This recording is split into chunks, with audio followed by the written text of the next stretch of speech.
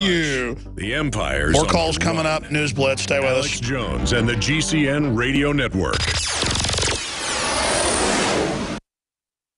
Used since before the days of the Roman Empire to support the body's natural systems and enhance overall health. Introducing the new InfoWarsLife.com oil of oregano formulation, a highly advanced nutraceutical form of this key herb that has been traditionally used by civilizations for thousands of years to promote health. We have now procured the most high quality and potent forms of oregano oil on the market, sourced from top leading manufacturers to ensure a concentrated level of bioactive ingredients. Extracted directly from the wild herb and sealed in easy-to-use capsules, you will no longer need to endure the burning of liquid oregano on the tongue. Wild crafted from the Mediterranean oregano species that experts agree is one of the most powerful and most challenging to acquire. This winter season, it's more important than ever to secure this true form of oil of oregano. Now available in our limited first run at InfoWarsLife.com. That's InfoWarsLife.com or call 888-253-3139. The month of February is all about Valentine's Day. Big heart-shaped boxes filled with delicious candy. What if we, the Patriots, hijacked Valentine's Day and instead made it about human liberty and individual empowerment? I'm all about human potential. I'm all about the individual being empowered. The establishment is the opposite. That's why they spike our water with fluoride and GMO, estrogen mimickers, and the rest of the garbage. InfoWars is striking back in the month of February with Human Empowerment Month. How we can come together and win the human race. And to celebrate the kickoff of Human Empowerment Month, we're slashing prices on InfoWarsLife.com products like Super Male and Super Female Vitality. The sale is only running for the month, 20% off, and there's a lot of other powerful specials at InfoWarsLife.com. InfoWarsLife.com, celebrating human potential in the month of February. Visit InfoWarsLife.com to find this special and many others in the month of February. Again, InfoWarsLife.com or 888-253-3139. What disaster is so powerful, it unleashes a chain of mass pandemics, economic meltdowns, and violent food riots, all at the same time? NASA has already set the countdown timer, and right now the 21st century apocalypse is less than 13 months away. Former CIA Director James Woolsey says 2/3 of U.S. population could perish. In a matter of seconds, the world as we know it will cease to exist. The world's economy will be wiped out.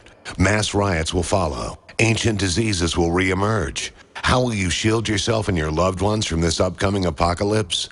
Go to darkestdays.info to find out proven methods of protecting yourself, your loved ones, and even your entire community when this worst-case scenario unravels. That's darkestdays.info. darkestdays.info. Go there before this life-saving information becomes unavailable to the large public. Go to darkestdays.info now. As a community moves towards despotism, respect is restricted to fewer people. That's veteran Denver police officer Charles Jones IV smashing an unarmed suspect in the face 6 times. Officers accused of using excessive force on a suspect and then trying to erase the evidence. I'm observing what they're doing and they're arresting me. I don't understand what's going on. A community rates low on an information scale when the press, radio, and other channels of communication are controlled by only a few people.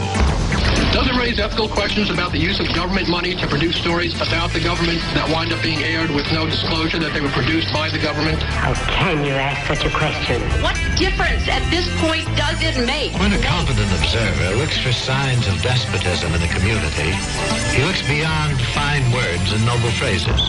There are actions I have the legal authority to take as president that will help make our immigration system more fair and more just. Tonight, I'm announcing those actions. What I say goes, see? I'm the law around here.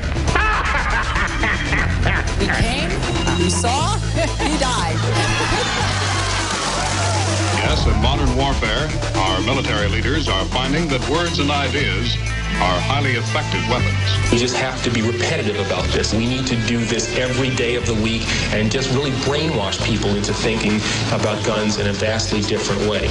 We are trained to deceive if we have to. You really don't have to trust me. You shouldn't trust me. In fact, by my actually participating in that, I will taint the news. In communities of this kind, despotism stands a good chance. The 9 most terrifying words in the English language are, I'm from the government and I'm here to help. Okay, Ms. Hughes, well, we're going to do everything we can to help you. Resistance to tyrants is obedience to God. It's the Alex Jones Show, because there is a war on for your mind. We probably got 25 just in the last year or so of these great promos that Jakari Jackson, Rob Jacobson, Darren McBreen, Rob Dew, David Knight, so many other people have made here. We ought to have a contest online on YouTube. Well, I guess we're going to get shut down if the Sandy Hook people have their way. You know, which one's the best? Because I cannot tell myself which one is the best intro. Or just have a contest and let people make their own intro for the Alex Jones Show. There you go. But I've already got to do this contest on the billboards. I'm not complaining. It's just so many good ones get introduced. I don't know what. We did go through a dry spell, though, where we stopped doing contests for a while. And I wasn't complaining because those contests, people don't realize how much work they take. We got to do our regular job, and then we have all this other information coming in that we got to sift through. So, but I do appreciate all the work people put out there and the love that people have for freedom and information. Well, if folks want to make little intro promos for the show, and then just put them on your YouTube, put a message at the end that we're free to use it, we'll air some of them here. I mean, we don't have time to give folks all the ideas or tell you what to do. It's a war. I mean, you know, we see propaganda around here. I've heard little birds go up themselves and spray paint the billboards. Yeah. Or used... I'm not saying that's a good thing to do. I mean, they're putting cancer viruses in our vaccines. We shouldn't go up on the vaccine signs saying vaccinate your baby and warn people. Right.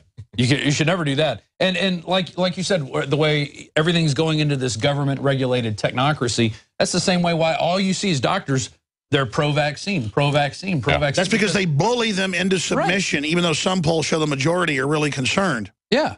And if they are concerned, they don't get the chance. There's no venue for them to even question this stuff. It's a very small network. It's cult-like, David. Tonight on the InfoWars Nightly News, we're going to be talking to a doctor who's part of an organization of doctors that it's the American Association for Physicians and Surgeons. They are very much concerned about informed consent. They want to see the patient-doctor relationship to be sacrosanct and free of any third-party influences. Which is what Obamacare basically turns doctors into robots. Exactly. And so we got away from the idea that we should have informed consent with Obamacare. And now they're taking it to the next step, saying, you're not going to have any informed consent about what we do with injections of vaccines. That's the way this happens. They roll it out. They say, well, we're going to provide, we don't want your informed consent, and we want you to get with us to take away the informed consent of other people so we can give you some free health care benefits. And then they come after the people in terms of vaccines. If they're going to define what health care is, if they're going to, quote unquote, fund it, they are going to define it, and they are going to ram it down your throat. This is total social control. This is the government running our lives. I want to go to calls, but I said I'd do a news blitz here, so let's just go through these big topics and get your take on them. There's probably 30 of them. Power. That's the headline. Ground troops are necessary to defeat ISIS. You can't do this by air. Everybody acknowledges that.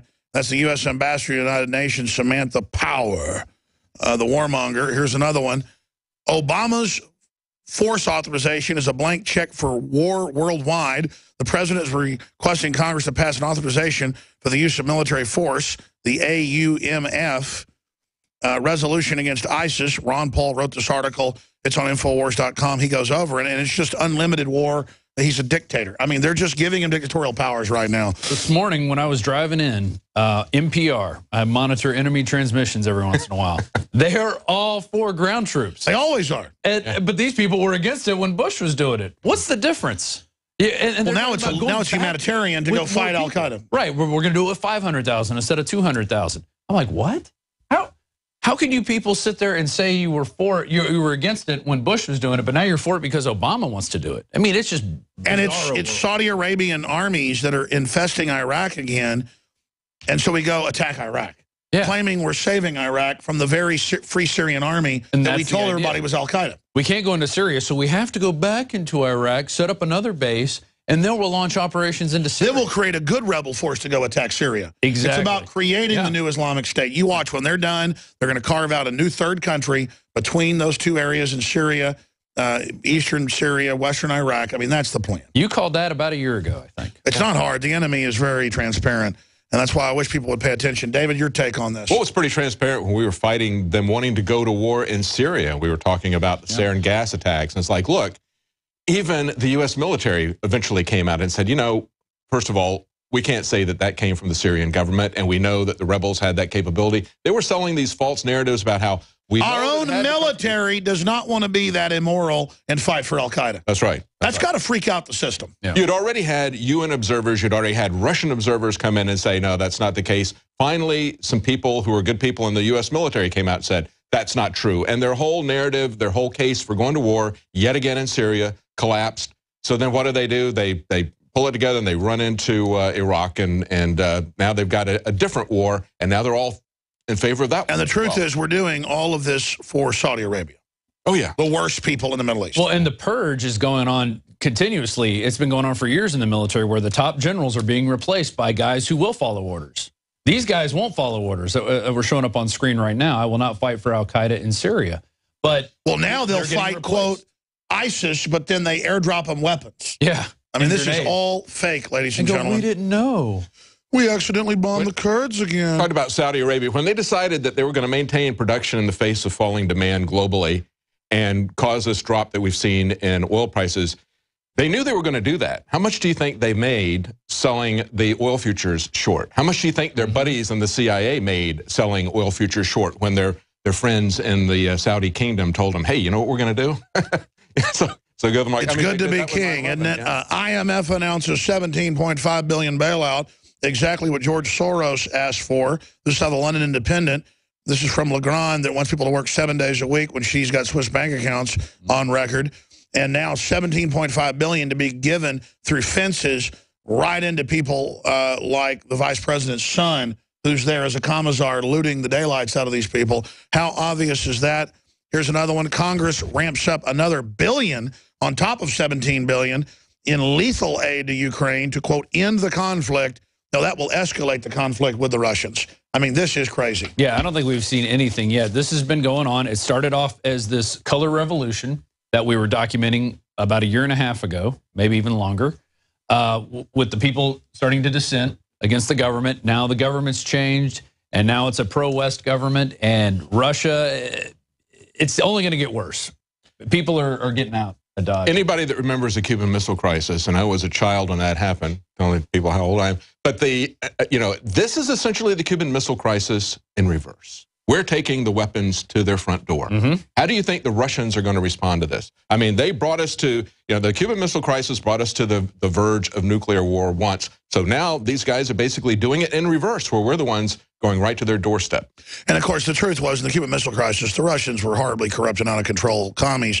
But we had moved medium-range missiles into Turkey secretly, and that's why the Russians responded with moving nukes into Cuba. Right. And then Kennedy secretly agreed to pull the missiles out of Turkey. And you make these provocative moves, but I don't see any secret agreements coming where they're going to pull anything back. They've made these provocative moves, and they're continuing to make provocative moves. And basically, the Europeans are pushing back and saying, you're trying to start, they're calling them on trying to start World War III. Well, and NATO is ramping up all the armaments in Eastern Europe. I mean, they're getting ready for a bigger war. They're not playing any games. And this is... well, let's face it, our troops and others are fighting sheep dip Spetsnaz who are in Russian separatist uniforms. And it's on record. So, I mean, we're in a war with Russia right now. Yeah, yeah. It's amazing. Is it going to get bigger, and is it going to get nuclear? So, well, I tell you, these people are out of their minds. And all these feminists said, if we just had women running things, it's 3 women in the State Department quarterbacking this whole deal. I think they're hedging their bets, because if you look at what happened trained by Clinton right after the elections, what did they do? They came back, Republicans and Democrats signed up the taxpayers to cover derivatives. They're concerned about an economic collapse. And that just happened a month ago. Yeah, the derivatives insurance that they put us on the hook for yet again, that they had removed in the debacle of 2008. They said, never again, we're not going to do that. Well, they've done it again for an even larger amount. That is hedging their bets, and I think all this stuff that's going on with all these wars is hedging their bets. If we have an economic collapse, they pull the trigger. They've got everything in place. They can start a war. That means that everybody no longer is concerned with lynching the people who caused the economic collapse domestically, but now we got the Auslander we can You're going to be watching bombs hit buildings on TV and going, look at Go USA, USA. USA. And then the younger kids, which is I think why this American Sniper movie came out.